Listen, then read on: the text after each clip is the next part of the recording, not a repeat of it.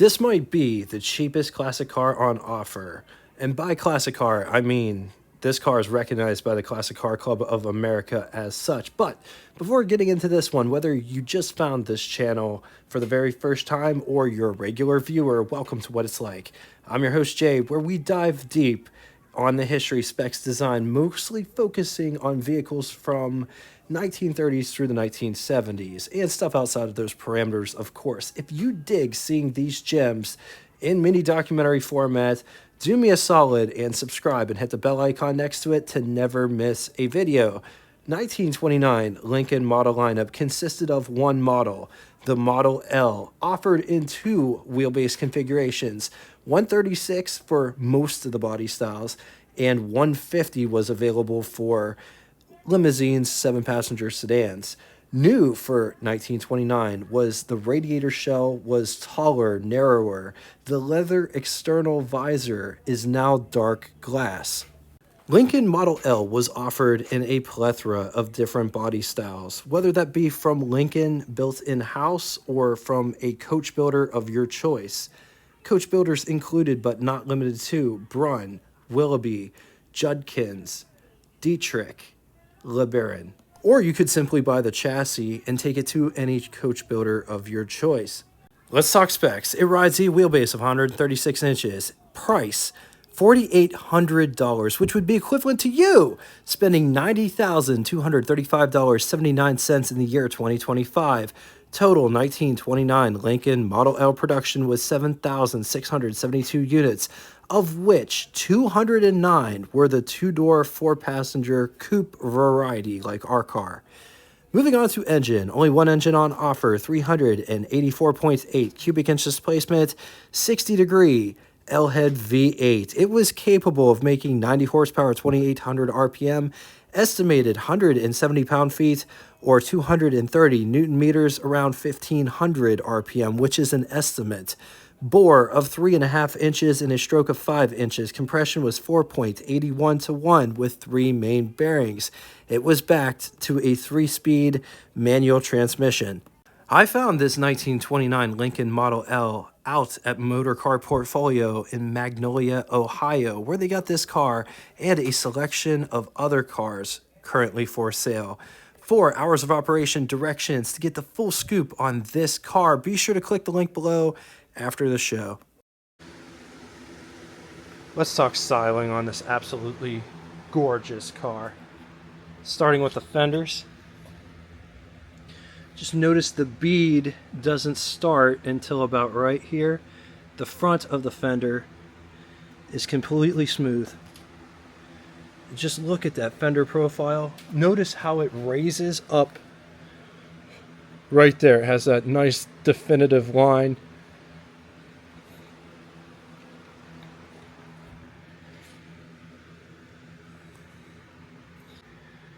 And then how it goes down into the running board.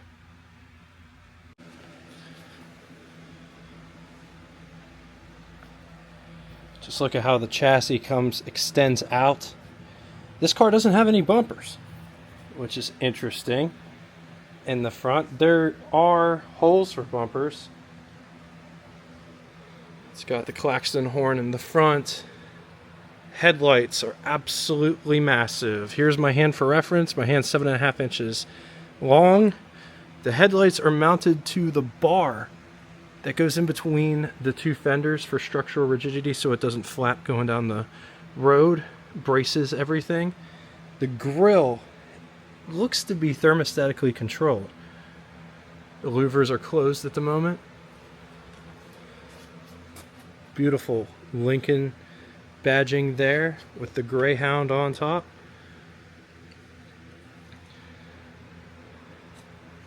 This car has the butterfly hinged hood, which is right here, going back towards the single piece windshield with windshield wipers at the top that follow.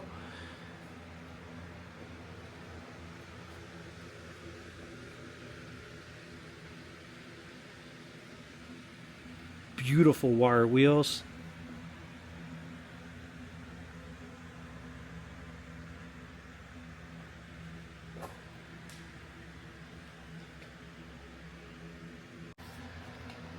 Headlight buckets are bright. Radiator shroud, bright. Check out the bead profile. Also notice it tapers. It's more narrow up here, and it gets, not only does it get wider, but it also protrudes out more, going back towards the cowl lights.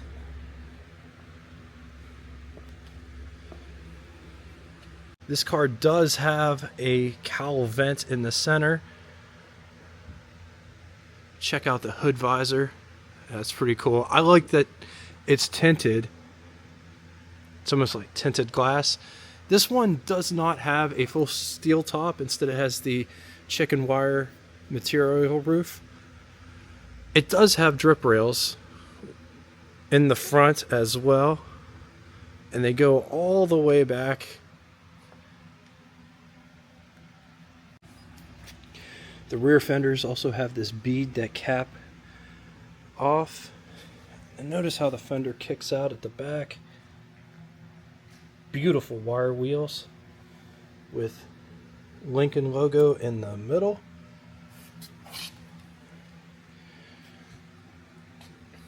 Just check out all of this textured beading effect around the body.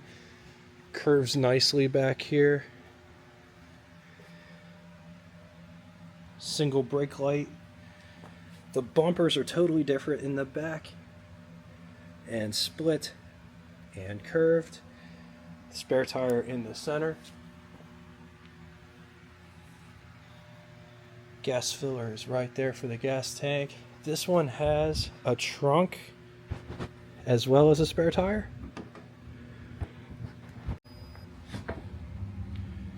And that's what the trunk looks like. It's a pretty good sized trunk, all things considered. I also wanted you guys to hear this. It works flawlessly. A lot of times when you close some of these doors, they don't. But man, it just makes such a nice quality shutting noise.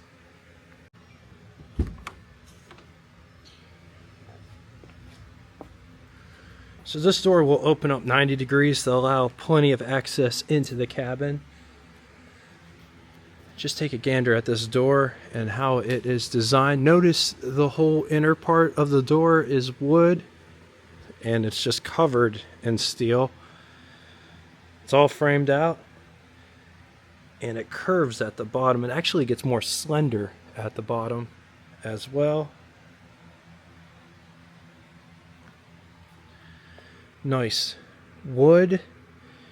Door handle to pull the door shut. Door handle to get out, which operates like this. Window crank for the big window, which operates like this. Notice there is not an armrest on the door panel itself, but you could use this as an armrest. Take a gander at the step up to get into the cab. Coming down inside the pedal box down here, you have the clutch, brake, gas pedal, starter button up there. Just take a look at this interior.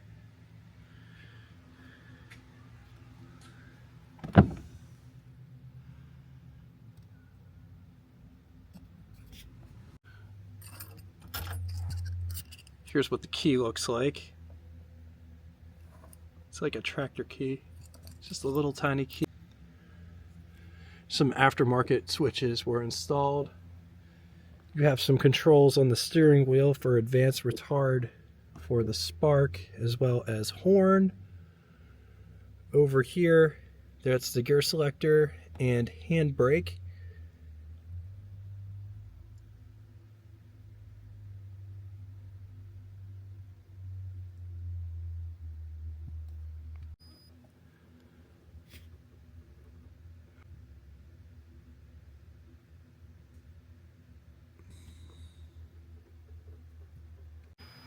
Getting in the rear, just fold the seat forward, and that is how much access you have to get back there. Here's what the front looks like from the back. Let's take a quick gander at the greenhouse or the pillar to glass ratio of this car. It is pretty nice in this car. This is what visibility looks like from the back seat window. Creature comforts. There are lights in the corners. There's a light there, as well as a light over there. There is a dome light in the center. The headliner is super nice. Windows. Nice size windows for the rear compartment occupants back here. But they don't go down. There's no way for them to go down. Interesting. It's got this nice wood trim all the way around it. Everything found on the driver's side is also found on the passenger side. Notice there is not any armrests either. But this is a nice material. It almost feels like a broadcloth. I could be wrong though. Seat back profile. It is rather upright. It doesn't dip down in the back too much. The seat cushion bottom is rather wide though. 7.5-inch hand, 7.5-inch hand. So two of them, 2.5. It's pretty big. But despite that, I got plenty of knee space. There is not a transmission tunnel, but the floor is actually wood, which is super interesting considering that Lincoln was owned by Ford Motor Car Company at this point in time. One creature comfort item forgot to mention is that there is an armrest here in the center, which operates like that. Just take a look at this awesome engine. You got the priming cups on top here. This is a vacuum fuel pump. I love the steering rack. Everything is just so accessible. Just look at all of the gears at the bottom here. Absolutely stunning. Stunning engine. And just look at how tidy everything is. All of the spark plug wires are inside this tube, as you can see them coming out. It's got a downdraft carburetor. Also take a gander at the intake and exhaust situation. Notice the exhaust isn't on the outside of the block like it generally is on modern cars, but the exhaust manifold is up here in the valley of the V. You got your distributor up front here. There is a single belt system that runs off the crankshaft to the fan. Everything else looks like it's driven by a chain.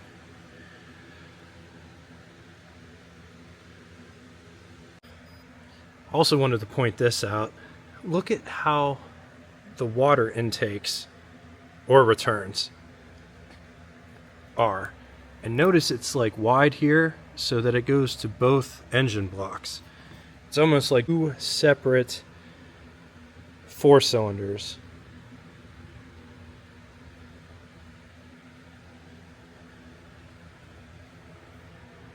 Also check out this fan. Notice the fan blades are inside or connected to this, to the frame that goes around it.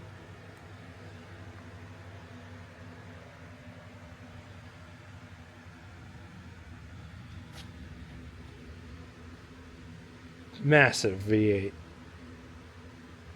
On the positive side, recognized as a CCCA or Classic Car Club of America classic status type of car. Superb coachwork, particularly the custom bodied ones. Notable Lincoln pedigree. Said to have one of the best V8 engines available from the early, the pre-war era.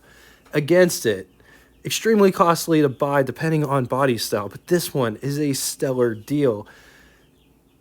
They are costly to own, maintain, operate. The V8s aren't the smoothest running V8s because they have that blade and fork connecting rod Parts can be really hard to find depending on what you're looking for. Also, finding people that want to work on them is getting harder to find.